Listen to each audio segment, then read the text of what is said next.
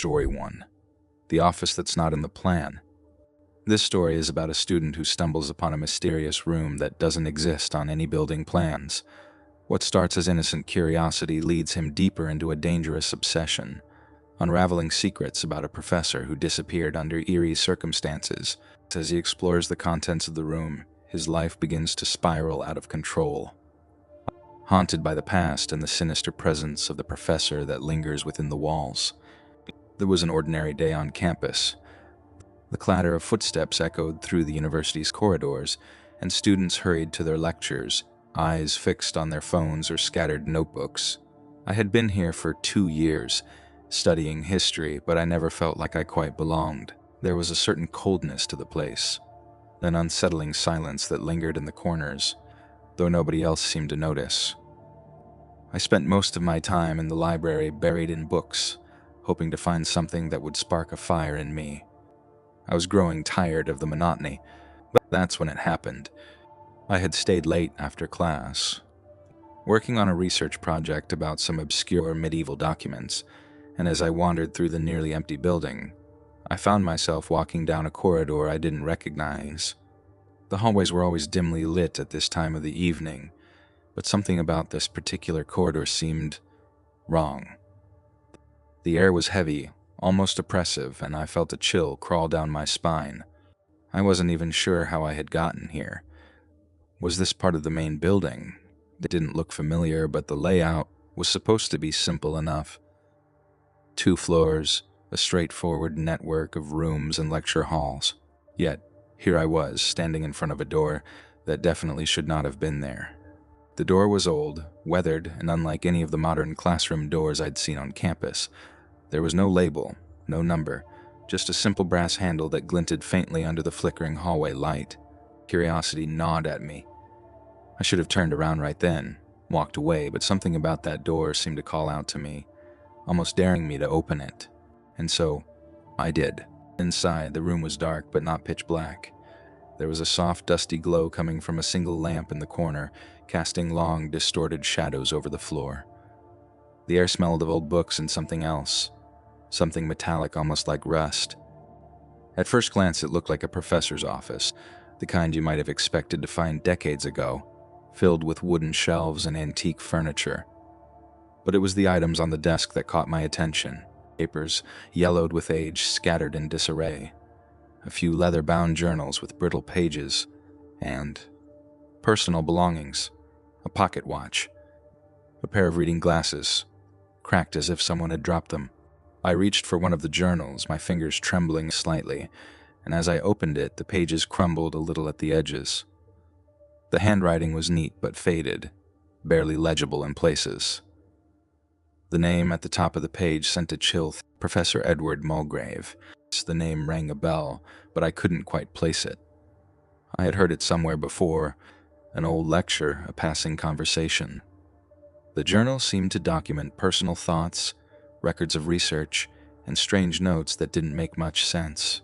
Dates, places, cryptic references to experiments and time irregularities. I frowned, flipping through the pages faster now, trying to piece together the mystery. Something about this wasn't right. Inside, the room felt colder. I glanced up, suddenly aware of the eerie silence. No hum of electricity, no sound of the wind outside. Just the quiet, creeping in from every corner. That's when I saw it. The window, or rather the lack of one. I was sure when I had entered the room there had been a window on the far wall. I had seen the dim light from outside when I first opened the door, but now it was no trace of it, no curtains, no glass, nothing. Just a blank wall staring back at. Sudden panic rose in my chest. I needed to leave. The air felt wrong, thick with something I couldn't explain. I grabbed one of the journals, shoved it into my backpack, and turned to the door, but it wasn't there. The door was gone, too. I blinked, my heart racing. I had just walked through it. It couldn't have vanished. I stood there, frozen, trying to make sense of what was happening. My breath came in shallow gasps as I reached out to where the door should have been, my hand brushing against solid wall. The light from the corner flickered again, and for a moment I thought I saw movement out of the corner of my eye. A shadow, shifting just beyond the edge of the lamp's glow. I spun around, heart hammering in my chest. "Hello?" I whispered, my voice cracking. No response. Just the heavy silence pressing in on me. Backed away, my mind racing. There had to be a way out. This was just some trick, a glitch in the layout of the building. Maybe I was in a different wing. Maybe this was an old storage room that had been forgotten about. But deep down, I knew none of that was true. And the journals, the strange notes, the missing professor. I stumbled toward the desk, looking for anything that might explain what was happening. As I rifled through the papers, a newspaper clipping caught my eye, half buried under a pile of notebooks. The headline was faded, the paper brittle and yellow, but I could still make out the words. Professor Edward Mulgrave disappears. Last seen on campus grounds. My stomach twisted. The date on the clipping was from nearly 50 years ago. How had this room been left untouched for so long? And why had no one noticed? A loud thump echoed through the room, jolting me out of my thoughts. I froze, my eyes darting toward the source of the sound. The shadows were moving again, slithering across the walls, stretching unnaturally in the dim light. My throat tightened as I backed away from the desk. The shadows took form. The shadows began to twist and contort, slowly taking on a human shape. At first, it was just an outline, a tall figure with broad shoulders, standing in the far corner of the room where the light barely reached. My breath caught in my throat as I watched, unable to move, my body frozen in a mixture of fear and disbelief. It didn't make sense. None of this made sense. But the figure was real. I could feel its presence in the room, a heavy, oppressive energy that seemed to make the air around me grow colder with each passing second. My mind raced, trying to find a rational explanation, but there wasn't one. The figure in the corner wasn't something I could explain with logic or reason. Slowly, it stepped forward just enough for the dim light from the lamp to catch its face. Or rather, where its face should have been. There were no features, no eyes, no mouth. Just a shadow, a void where a person's face should be. My pulse quickened. The panic clawing at my chest as I took a step back, my hands searching blindly for the desk behind me. The figure raised its arm, pointing directly at me, and though it made no sound, I could hear something in my mind. A whisper, faint and distant, like it was coming from deep within the walls. "You shouldn't be here." I bolted for the door, except there was no door. My fingers scraped against the smooth surface of the wall where the exit had once been, but there was nothing. I was trapped. My heart pounded in my ears as I turned back to face the figure, but it was gone. The room was empty again, as if it had never been there. But the sense of dread remained, a suffocating weight pressing down on me. I had to get out. I didn't care how. Rushing to the window, where there had once been a window. I slammed my fist against the wall in desperation. The room seemed to pulse in response, a low, rhythmic thudding like a heartbeat reverberating through the air. It was as if the room itself was alive, breathing, watching. And the journal. I remembered the journal I had shoved into my bag. Maybe it had answers. My hands shook as I pulled it out, flipping through the pages, skimming over the scribbled notes and diagrams that made no sense to me. But one entry stood out, written in larger, bolder handwriting than the others. The room does not exist in this time, but it remembers. What did that mean? The words swirled in my head, but the longer I stared at them, the more they seemed to blur, twisting on the page like they were alive. My vision wavered, and I stumbled backward, my back hitting the desk as a wave of dizziness washed over me. The air was thick with a strange, metallic scent. Blood? No, not blood, but something close. Another thump, louder this time, echoed from the walls. I turned slowly, half expecting to see the figure again. But instead, I saw something far worse. As the walls were moving. At first, it was subtle, like the gentle sway of fabric in the wind. But then they began to ripple, bulging inward as if something was pressing against them from the other side. My mouth went dry as I watched in horror, the surface of the walls stretching and distorting, as though they were made of flesh. I could hear it now, the whispers growing louder, more insistent. "You shouldn't be here." I was paralyzed, every muscle in my body locked in place as the bulging shapes began to take form. Faces, dozens of faces pushing through the walls, their features twisted in agony. Their mouths were open, but no sound came out. I wanted to scream, but my voice was caught in my throat, strangled by the terror that gripped me. One of the faces was familiar. Professor Edward Mulgrave. His eyes, if you could call them eyes, were hollow, black voids that seemed to stare straight through me. His mouth moved, forming words I couldn't hear, but I didn't need to. The message was clear. I was never supposed to find this place.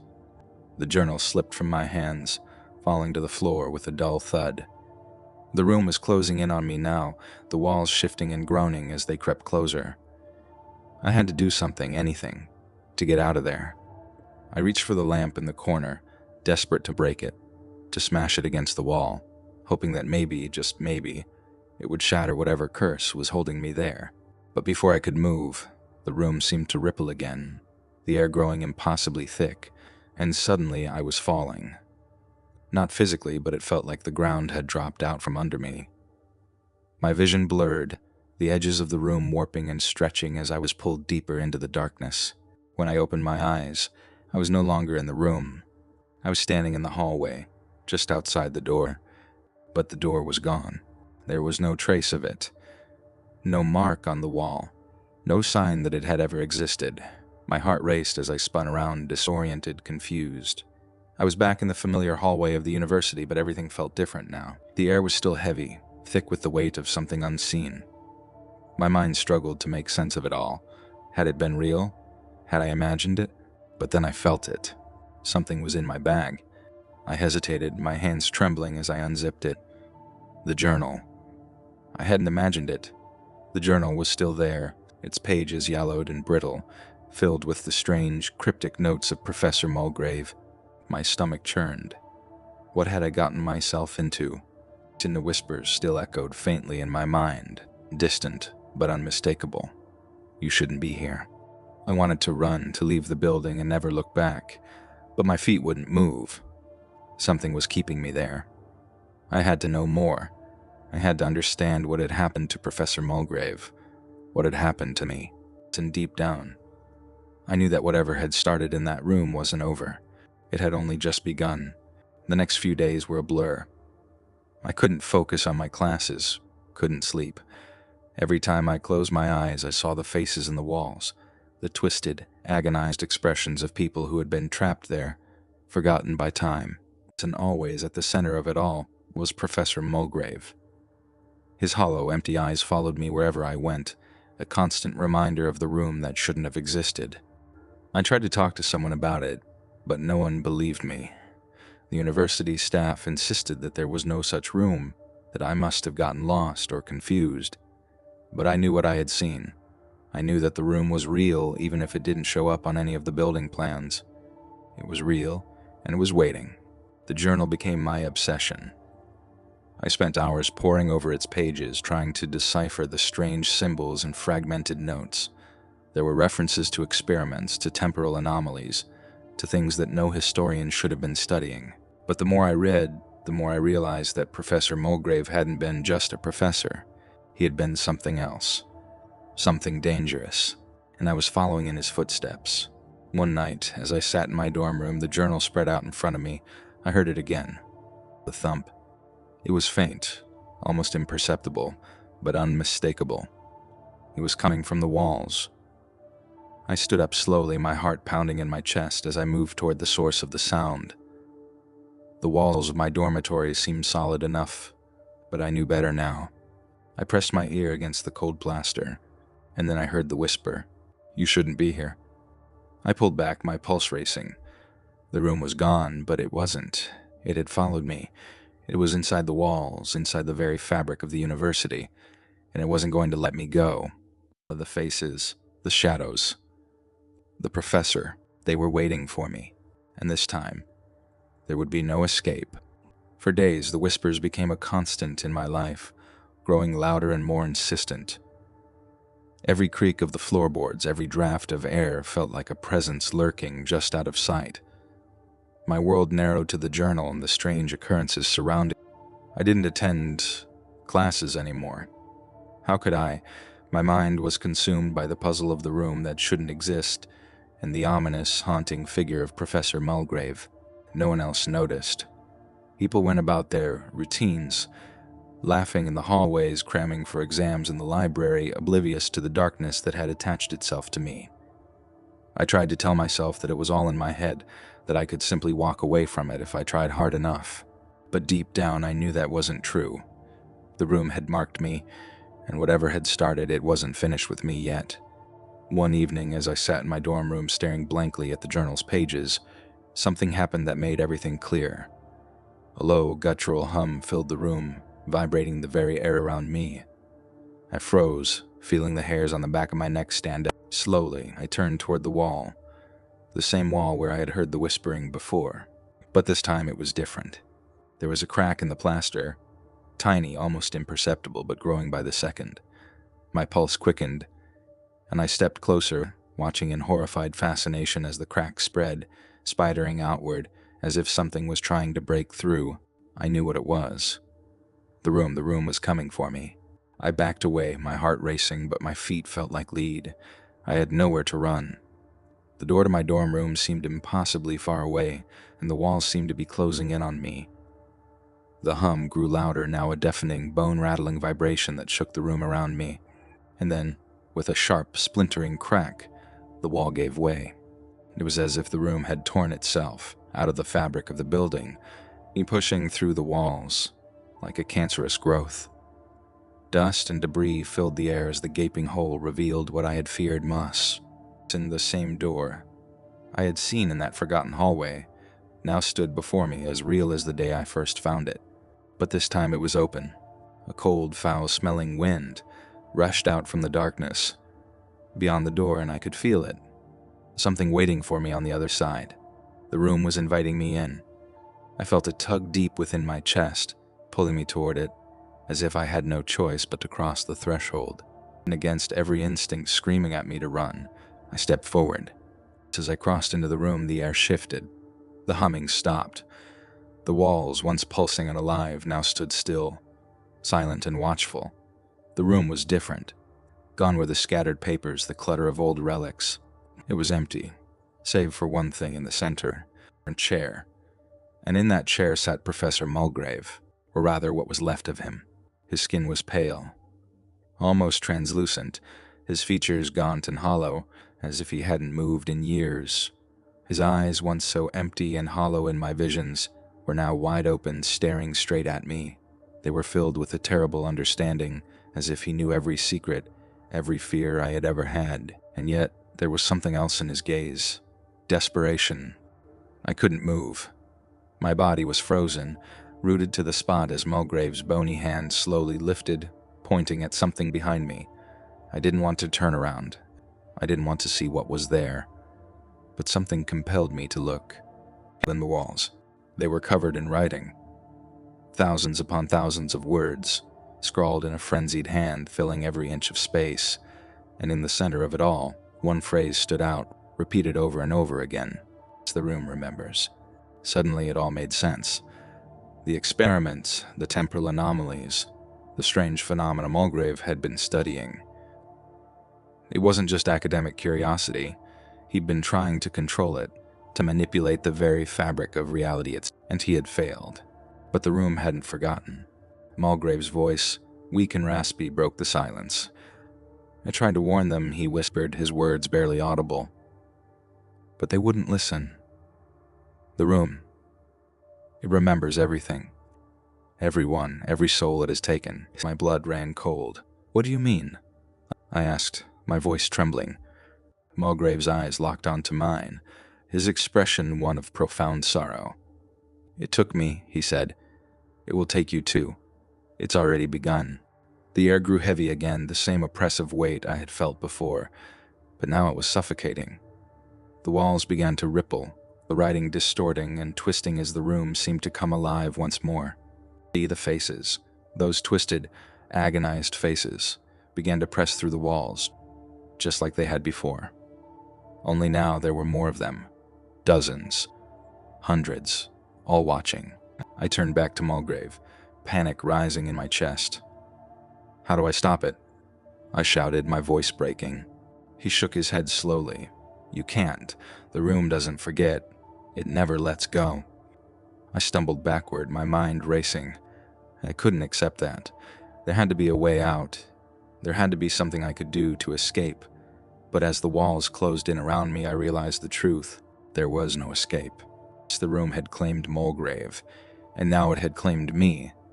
I felt the cold touch of the walls as they pressed against my skin, and the whispers grew louder, deafening in their intensity. My vision blurred, the room spinning around me as the faces. Those terrible, screaming faces. And then, just as suddenly as it had begun, it stopped. The room was gone. I was standing in the hallway again, just outside my dorm room. The door was intact, the walls solid and undisturbed.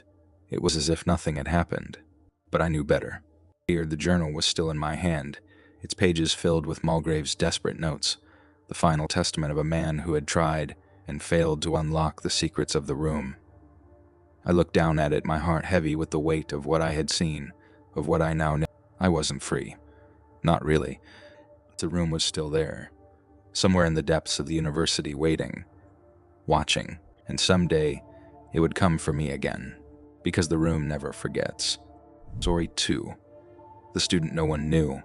This story is about a mysterious student who appears at a university, seemingly unnoticed by everyone.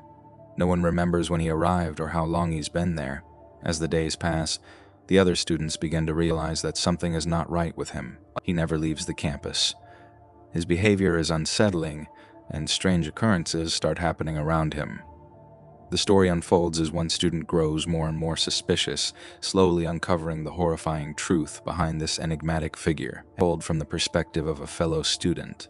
This tale will delve into the eerie, the unknown, and the terrifying consequences of digging too deep into something no one was meant to understand. I first noticed him at the beginning of the semester, or rather, I think I did. It's hard to explain now that I think back on it because no one could quite recall when he actually arrived. One day he was just there as if he'd always been part of the campus back. He never really stood out, dressed in nondescript clothes and blending seamlessly into the crowd of students walking to and from classes. But once I noticed him, I couldn't shake the feeling that something was off. His name was Ethan, or at least that's what people thought it was. I'm not sure who started calling him that, but the name stuck, and even the professors used it. He always sat alone in lectures, taking notes with mechanical precision, never raising his hand or making eye contact with anyone. No one ever saw him in the cafeteria or the library, but every morning he'd be in class, quiet and unnoticed, unless you looked directly at him. It wasn't until my roommate, Matt, brought it up that I realized I wasn't the only one who found Ethan strange. We were sitting in our dorm room, trying to finish an essay that was due the next day, when Matt said, "You ever notice that new guy? The one that's always in every class but never says a word?" I nodded, glad someone else had finally noticed. "Yeah, he's in all my lectures too. Ethan, right? Or is that really his name?" Matt shrugged. "I don't know, I've never seen him outside of class." "You know anyone who's actually talked to him?" I paused, realizing I hadn't. "Now that you mention it, no, I've never even seen him around campus. Just in class." That night, as I lay in bed, I couldn't stop thinking about Ethan. I tried to remember the first time I'd seen him, but my memory was hazy. It was like he had always been there, lurking in the background, just out of focus. The more I thought about it, the stranger it seemed. I hadn't seen him at any of the usual student hangouts, no parties, no study groups, no extracurricular events. Yet there he was, every morning sitting in the same seat, staring at the professor with an intensity that made my skin crawl. The next few days passed uneventfully, though I started to pay more attention to Ethan. I watched him out of the corner of my eye during lectures, noting his rigid posture and the way he never interacted with anyone. He seemed almost robotic, his movements precise and deliberate. Once I caught his gaze for a split second, and a cold shiver ran down my spine. His eyes were dark, too dark, and there was something unsettling about the way he looked through people. It wasn't long before other students began whispering about him. I overheard snippets of conversations in the hallways, people speculating about who he was and why no one knew anything about him. Some said he was a transfer student, but no one could confirm it. Others claimed they'd seen him wandering the campus late at night, but when asked for specifics, they couldn't provide any details. One evening, Matt and I decided to do some digging. We headed to the student records office, figuring we could find out more about him there. It was a long shot, but we were curious. When we asked the office assistant about Ethan, she looked at us blankly. "There's no one by that name registered here," she said, flipping through her files. Matt and I exchanged a confused glance. "Are you sure?" I asked. "He's in all of our classes." She shook her head. "Sorry, I don't have anyone with that name in the system."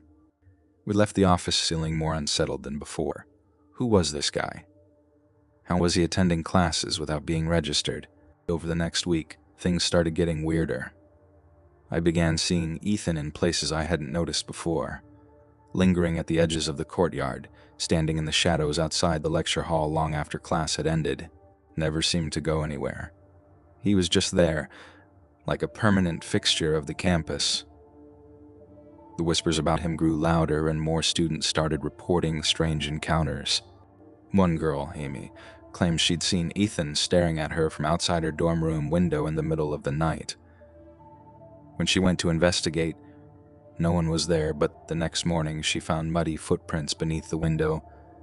Another student, Josh, swore he'd seen Ethan in 2 places at once, sitting in the back of a lecture hall while also walking across campus at the same time. At first, people laughed it off as a joke, but as the rumors spread, the atmosphere on campus shifted. A sense of unease settled over us, and I couldn't shake the feeling that something was very wrong. Matt and I continued to investigate, though every lead we followed seemed to end in a dead end. Ethan had no social media presence, no school records, and no one seemed to know where he lived.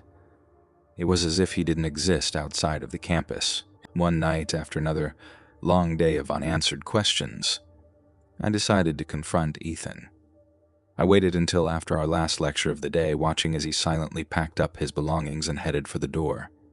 I followed him, keeping my distance as he walked through the empty halls of the university. He didn't seem to notice me, his pace steady and unhurried. Eventually, he stopped in front of one of the old campus buildings, the science lab, which had been closed for renovations for months. I watched from the shadows as he pulled open the door and slipped inside. My heart raced. What was he doing in there? Without thinking, I followed him. The building was dark and silent, the air thick with dust. I could hear Ethan's footsteps echoing down the corridor as I crept after him. He made his way to the basement, and I hesitated for a moment before descending the stairs. The basement was even darker than the rest of the building, lit only by the faint glow of a single flickering bulb. At the end of the hallway, Ethan stood in front of a door, his back to me.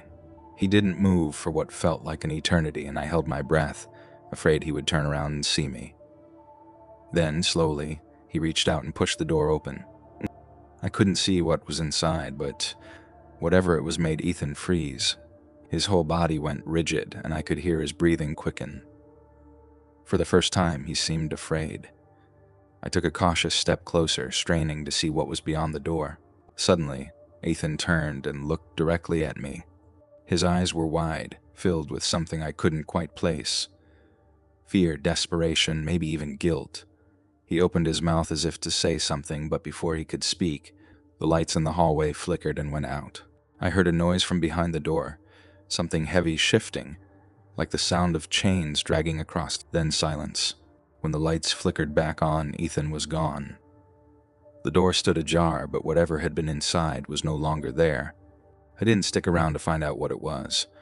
I bolted up the stairs, my heart pounding in my chest, and didn't stop running until I was back in my dorm room. Matt was already asleep, unaware of the terror I had just witnessed. At night, I barely slept. My mind raced with questions, but there were no answers. All I knew was that Ethan was hiding something dark, something dangerous. And whatever it was, I had seen enough to know I didn't want to be part of it. But it wasn't over. It was only the beginning, and the days that followed were a blur of anxiety and confusion. I couldn't shake the image of Ethan's eyes from my mind. Those wide, fear-stricken eyes that had seemed so hollow, so out of place on someone so emotionless. I hadn't told Matt what had happened in the basement that night. Part of me wanted to believe it had been a bad dream, some trick of my mind brought on by stress or lack of sleep. But deep down, I knew it was real. I had seen something that I wasn't meant to see. Ethan continued to attend classes, still silent, still blending into the background like before. But now I could see the cracks forming. His presence seemed to cast a shadow over everything, and people were beginning to notice. The whispers had grown louder, the rumors more outlandish. Some said Ethan wasn't human. Others claimed he was a ghost, a figment of our collective imagination that had somehow taken physical form. And then there were the disappearances. It started with Josh, the same guy who had claimed he saw Ethan in 2 places at once. One morning, he didn't show up to class. That wasn't unusual. Plenty of students skipped lectures, but then his roommate reported that Josh hadn't returned to their dorm room the night before. His phone was still on his desk, and his backpack was packed, ready for class. But Josh was gone, vanished without a trace. A few days later, Amy went missing. Her friend said she had been acting strangely, claiming she saw Ethan everywhere she went. They thought she was just paranoid that the stress of school was getting to her, but now she was gone, and no one could find any trace of her. Campus security got involved, but their investigation went nowhere. There was no evidence of foul play, no leads, no sightings. It was as if Josh and Amy had simply disappeared into thin air. The university tried to downplay it, saying that it wasn't uncommon for students to drop out or leave without notice. But the atmosphere on campus had shifted. Fear crept in, and people began avoiding Ethan like the plague. Despite everything, I couldn't stop thinking about him. My curiosity overpowered my fear, and I found myself watching him more closely than ever. He moved through the world like a ghost, always there but never really present. He still sat in the same seat in every lecture, his eyes locked on the professor, his face expressionless. But now, when I looked at him, I saw something else. An emptiness, a hollowness that seemed to consume everything around. It wasn't long before I started noticing things. Small things at first. Objects in my dorm room shifting slightly. Doors creaking open when I was sure I'd closed them. Cold drafts that seemed to come from nowhere. At night, I would lie awake, listening to the strange noises that echoed through the halls, convinced that someone, or something, was watching me. Matt didn't seem to notice any of it. He had always been skeptical, brushing off the rumors about Ethan as ridiculous. People love to make up stories, he said one night as we sat in our dorm room. The glow of our laptops the only light in the room. It's just campus gossip. You're letting it get to you. I wanted to believe him, but the nagging feeling in the back of my mind wouldn't go away. Something was wrong, and I couldn't shake the feeling that it all led back to. Then one night, everything changed. It was late, probably around 2 a.m., and I was lying in bed staring at the ceiling. I hadn't been able to sleep for days. The anxiety was eating away at me, and the more I thought about Ethan, the more I felt like I was spiraling into mad. My heart was pounding in my chest, and my mind raced with 1,000 thoughts. That's when I heard the knock. It was soft, barely audible, but in the stillness of the night, it might as well have been a gunshot. My breath caught in my throat, and I froze, listening to another knock, this time louder, more insistent. I sat up, my heart pounding. It was coming from the door. I glanced over at Matt's bed, but he was fast asleep, completely unaware. Slowly, I swung my legs over the side of the bed and stood up. My hands were shaking as I reached for the door handle. Every instinct in my body screamed at me not to open it, but something. Curiosity, fear, I don't know, compelled me to turn the knob. I opened the door just a crack, enough to peek through. Ethan was standing there, his face pale and expressionless, his dark eyes locked onto mine. He didn't say anything, didn't move.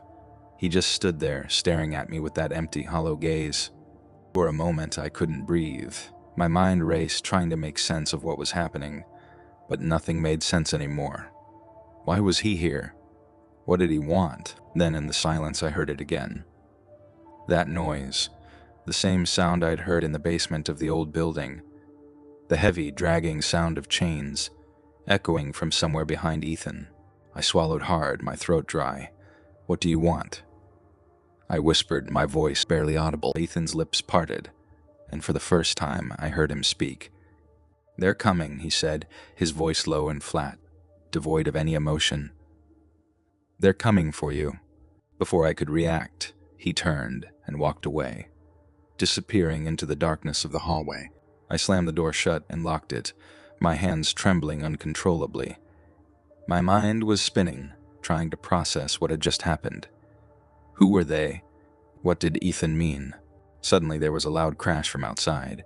I jumped, my heart racing as I ran to the window. My hands fumbled with the blinds, and when I finally pulled them open, I saw it. There, standing in the courtyard below, was a group of figures. At least a dozen of them, their faces hidden in the shadows. They stood perfectly still, all of them facing the dorm, all of them facing me. I stumbled back from the window, my breath coming in short, panicked gasps. My mind screamed at me to wake Matt to call for help, but I couldn't move. My body was frozen in fear, my heart pounding so hard I thought it might explode, and then, one by one, the figures started moving. Slowly, methodically, they began walking toward me. I backed up against the wall, my mind racing. What the hell was happening? Who were these people? What did they want with me? My phone buzzed on my desk, and I lunged for it, my hands shaking so badly I could barely hold it. I didn't recognize the number, but I answered anyway, desperate for any kind of help. Hello? I whispered, my voice trembling. There was a pause on the other end, and then a voice. Flat, emotionless, and terrifyingly familiar. They're here, Ethan said. You need to leave. Now. The call ended abruptly, and I stood there paralyzed with fear. I didn't know what to do. My mind was screaming at me to run, but my legs wouldn't move. Another loud crash echoed from the hallway. This time it was closer. I forced myself to move, grabbing my jacket and bolting for the door. I had to get out. I had to leave before they found me. I tore down the hallway, my footsteps echoing in the empty dorm. I didn't look back, didn't dare to. The walls seemed to close in on me, and the air felt thick with dread. I didn't know where I was going, but I knew I had to get as far away from Ethan and those figures as possible. As I reached the exit, I glanced over my shoulder and froze. Ethan was standing at the end of the hallway, watching me, but he wasn't alone. Behind him, the figures stood, their faces still hidden in shadow, their presence suffocating. I ran. I don't know how long I ran for or where I ended up. All I remember is the overwhelming fear, the sense that something was chasing me, something I couldn't escape. Eventually, I collapsed in a park miles away from campus, my body shaking with exhaustion and terror. I never went back to the university. I never found out what happened to the students who disappeared, or to Ethan. I don't know if anyone else saw what I saw, or if the university ever acknowledged what had happened. But I do know one thing: Ethan wasn't human. And whatever he brought with him, it's still out there waiting. Story 3. The Secret Society. I always thought the eerie whispers and strange happenings at university were just myths. But when a group of friends and I stumbled upon something beyond our wildest imaginations, we found ourselves entangled in a web of secrets darker than anything we could have ever anticipated. This is the story of how we discovered a clandestine society operating within our own campus, a society steeped in occult rituals and hidden agendas. It's a story of curiosity, danger, and a disappearance that defied all logic, leaving us in a state of unrelenting fear. It all began with a seemingly innocent conversation. My friends and I, Sam, Liz, and Dan, had gathered in our favorite coffee shop near campus after another grueling week of exams. The conversation drifted from the usual talk about grades and social events to the more peculiar rumors that had been circulating around campus. We had heard whispers about a secret society that supposedly operated in the shadows of our university. At first, it seemed like nothing more than a silly campus legend, a tale spun to entertain Liz, with her always inquisitive nature, was the first to bring it up. "Have you guys heard about the secret society?" she asked, her voice dripping with curiosity. "They say it's some kind of cult that performs rituals in the old library." Dan scoffed, taking a sip of his coffee. "Come on, Liz. That sounds like something out of a bad horror movie. Besides, if it was real, we'd have heard more about it." Sam nodded in agreement. "Yeah, it's probably just some old stories that students pass around to make things more exciting." But there was something in Liz's eyes, an earnestness that made me question the validity of the tale.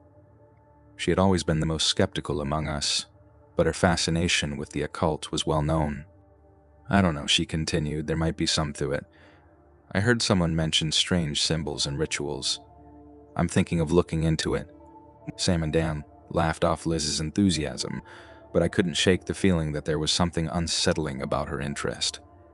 My own curiosity began to pique, and I found myself wondering if there was any truth to the rumors. Little did I know, this curiosity would soon spiral into something far beyond our understanding. The following week, Liz's behavior began to change. She was more secretive than usual and seemed distracted. When I asked her about it, she brushed me off with a vague excuse. Despite her attempts to keep her investigation under wraps, I couldn't help but notice her constant visits to the old library, a building that had been out of use for years. It stood as a crumbling relic of the past, its Gothic architecture casting long shadows in the dimming light of the late afternoon. One evening, after Liz had left for another one of her mysterious trips to the library, I decided to follow her. My friends were busy with their own activities, and I felt a growing sense of unease mixed with curiosity. As I approached the library, I noticed the air growing colder, a chill that seemed to seep through my jacket and make my breath visible. The building loomed before me, its dark windows and ivy-covered walls creating an atmosphere of foreboding. I waited in the shadows, hidden behind a row of trees, and watched as Liz slipped through a side entrance that was barely noticeable. My heart raced as I approached the door, which was slightly ajar. I pushed it open just enough to slip inside, trying to stay as quiet as possible. In their limes, the interior of the library was just as dilapidated as I had imagined. Dust motes floated in the narrow beams of light that filtered through the boarded-up windows. The air smelled of old paper and mildew. I crept through the aisles of forgotten books, trying to avoid making any noise. The silence was oppressive, broken only by the occasional creak of the wooden floor beneath my feet. I eventually reached a section of the library that seemed different from the rest. Here, the air was colder, and the atmosphere felt charged with a palpable tension. In the dim light of my phone, I noticed strange symbols scrawled on the walls, their meanings incomprehensible but undeniably sinister. The symbols seemed to glow faintly, as if imbued with a life of their own. Suddenly, I heard voices coming from a hidden chamber at the back of the library. I followed the sounds cautiously, my heart pounding in my chest. As I drew closer, I could make out fragments of conversation, but the words were distorted and hard to understand. The voices were low and rhythmic, as if chanting. I reached the entrance to the chamber and peered inside. What I saw made my blood run cold. The room was illuminated by flickering candlelight, casting eerie shadows on the walls. In the center of the room stood a circle of people dressed in dark robes, their faces obscured by masks. They were chanting in an unfamiliar language, their voices melding into a haunting melody. In the center of the circle was a strange, archaic symbol etched into the floor. Liz was among them, her eyes wide and unblinking as she followed the ritualistic movements of the group. Her presence in this macabre gathering sent shivers down my spine. I couldn't understand what was happening, but the sense of dread was overwhelming. I had stumbled upon something far more sinister than I had anticipated. I backed away slowly, trying not to make any noise. My mind raced with thoughts of what I'd just witnessed. The symbols, the chanting, and the robed figures. All of it was beyond anything I could have imagined. I had to get out of there before I was discovered. As I made my way back to the exit, I couldn't shake the feeling that I was being watched. Every creak of the floorboards and every rustle of the wind outside seemed amplified. I hurried through the library and out into the night, my breath coming in short, ragged gasps. When I reached my dorm room, I tried to make sense of what I had seen. I knew I had to tell my friends, but I felt a deep sense of unease. The ritual I had witnessed was unlike anything I had ever encountered, and Liz's involvement in it only added to my growing anxiety. The next day, Liz was missing. She hadn't shown up for any of her classes, and none of us had seen her since the night before. Her sudden disappearance was met with concern, but no one knew where she had gone or what had happened to her. The campus was abuzz with rumors and speculation, but no one seemed to have any concrete information. The university administration conducted a search, but Liz was nowhere to be found. The only clue we had was the vague sense of dread that hung over us, a feeling that something terrible had happened and that we were somehow connected to it. I felt a growing sense of guilt and fear. I knew that Liz's disappearance was linked to the secret society I had discovered, and I couldn't shake the feeling that I was somehow responsible. The more I thought about it, the more I realized that we had stumbled upon something far more dangerous than we could have ever imagined. Secret society was real, and it was involved in something that went beyond our understanding. The symbols, the rituals, and the robed figures were all part of a dark and hidden world that operated beneath the surface of our everyday lives. Liz had become entangled in it, and her disappearance was just the beginning. As the days passed, the mystery of Liz's disappearance deepened. The police investigation turned up no leads, and the university seemed to be doing its best to ignore the situation. The library, once a place of curiosity and intrigue, now felt like a sinister trap. I knew that I couldn't stay silent. I had to find out what had happened to Liz and uncover the truth about the secret society. But as I prepared to delve deeper into the mystery, I couldn't shake the feeling that I was venturing into a world from which there might be no return. This was only the beginning. The true nature of the secret society, the extent of its rituals, and the fate of my missing friend were all yet to be revealed. The darkness that had been unleashed would test us in ways we could never have anticipated, and the answers we sought would come at a cost we were not prepared to pay. Stay tuned for the second part of this chilling story, where the secrets of the society will be laid bare and the true extent of the danger will be revealed. The days following Liz's disappearance were a blur of anxiety and dread. The once familiar surroundings of the university now seemed foreign, tainted by the shadows of what I had witnessed. The secret society's presence loomed over us like a dark cloud, and the more I learned, the more I realized how little I understood about the forces at play. My friends, Sam and Dan, were as worried as I was, but they seemed more willing to push the mystery aside, hoping that Liz would be found without our intervention. I couldn't blame them for their reluctance, as the danger we had uncovered was far beyond our initial grasp. But for me, the need to find Liz and uncover the truth was overwhelming. I couldn't ignore the pull of the mystery, even though it filled me with an indescribable fear. One evening, I decided to return to the library, driven by a desperate need to understand more about the society and its rituals. I needed answers, and the library seemed to hold the key to uncovering the truth. I approached the old building cautiously, my heart pounding with each step. The air was colder than usual, and the shadows seemed to move with an almost sentient awareness. Inside, the library was eerily quiet. The flickering light from the few remaining lamps cast long, wavering shadows on the walls. I made my way back to the hidden chamber, the scene of Liz's last known whereabouts. As I approached, I noticed that the symbols on the walls had changed. New markings had appeared, and the air was thick with an oppressive atmosphere, as if something malevolent was stirring.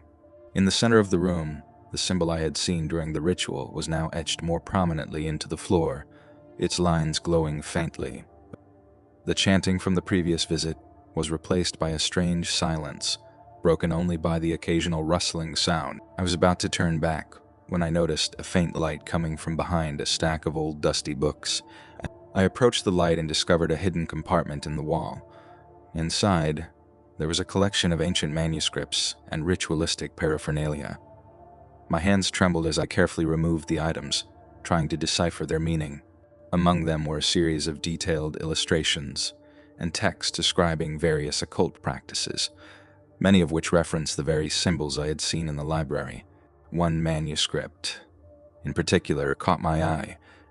It detailed a ritual that was meant to summon and bind a powerful entity, a being that was described as a keeper of secrets. The ritual required several components, including specific incantations and the presence of a willing participant. My heart raced as I realized that Liz had been part of this ritual. The Society's objective was not merely to practice occultism, but to make contact with something far more sinister. I spent the next few days trying to piece together the information from the manuscripts. Each new revelation only deepened the mystery and heightened my sense of urgency. I reached out to a few trusted friends who had an interest in the occult, hoping they could provide insight. They were shocked by what I revealed and agreed to help me in my investigation. One of them, a former student of anthropology named Clara, suggested that we look into the university's archives for any historical references to similar rituals. With Clara's help, we found records of strange occurrences and disappearances dating back decades, all linked to the library, and it became clear that the secret society was not a new phenomenon but had been operating in the shadows for a long time. As we delved deeper, we uncovered a disturbing pattern. The society seemed to select individuals who were curious or vulnerable, drawing them into its rituals with promises of knowledge or power. Liz's disappearance fit this pattern perfectly. She had been drawn to the society's allure, and now she was a part of something much larger and more dangerous than any of us had anticipated. The next step was to confront the society directly. Armed with our knowledge and a newfound determination, we planned to infiltrate their next ritual. Clara and I devised a strategy to enter the hidden chamber without being detected.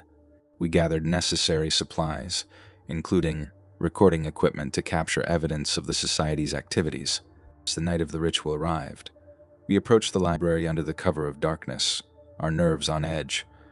The air was heavy with tension as we made our way to the hidden chamber. The library seemed to pulse with an unnatural energy, and every sound seemed amplified. We slipped into the chamber and took our positions behind a stack of books. The robed figures gathered once more, their chanting filling the room. The circle of candles illuminated the central symbol, casting eerie shadows on the walls. Liz was there, her eyes vacant and her movements mechanical, as if she were in a trance. As the ritual progressed, I could see that the society was preparing for something significant. The leader, a figure cloaked in an elaborate robe, held a ceremonial dagger and began to chant in a language that sent chills down my spine. The atmosphere was charged with a palpable sense of foreboding, and I could feel a weight pressing down on us. Suddenly there was a commotion. One of the robed figures collapsed, and the leader's chanting grew more frenzied. I could see that the ritual had taken a turn for the worse, and the entity they were trying to summon seemed to be resisting their efforts. The candles flickered wildly, and the room was filled with a cacophony of unsettling noises.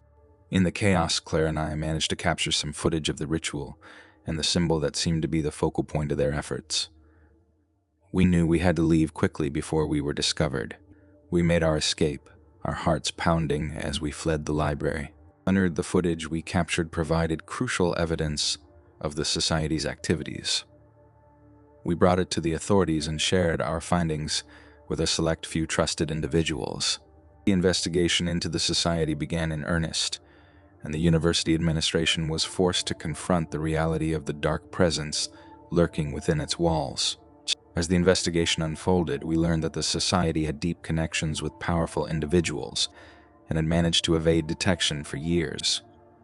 The authorities were cautious in their approach, but the evidence we provided was enough to launch a full-scale investigation. Despite the progress, Liz remained missing. The authorities and the university continued their search, but no trace of her was found.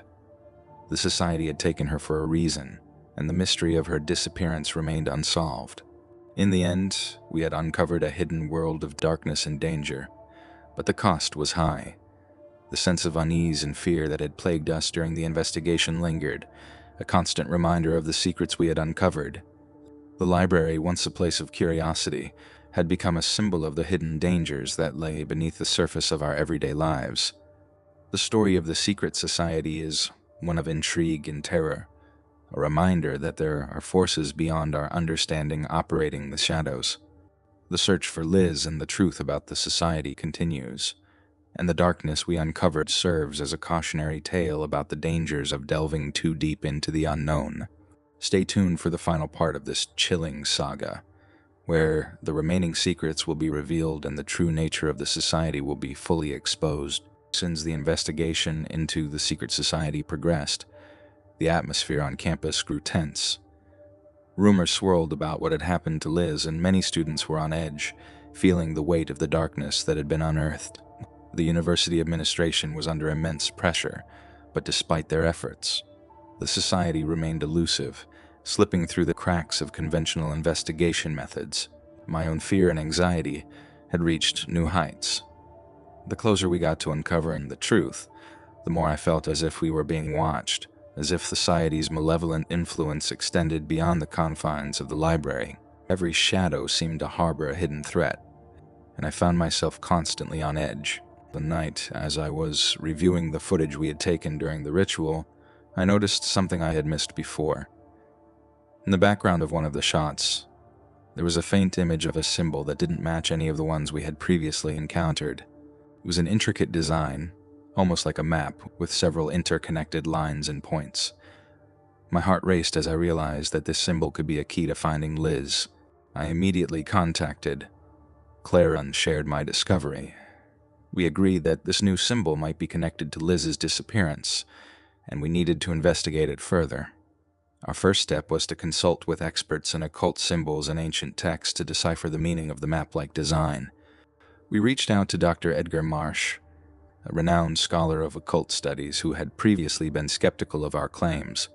When we presented the symbol to him, his eyes widened with recognition.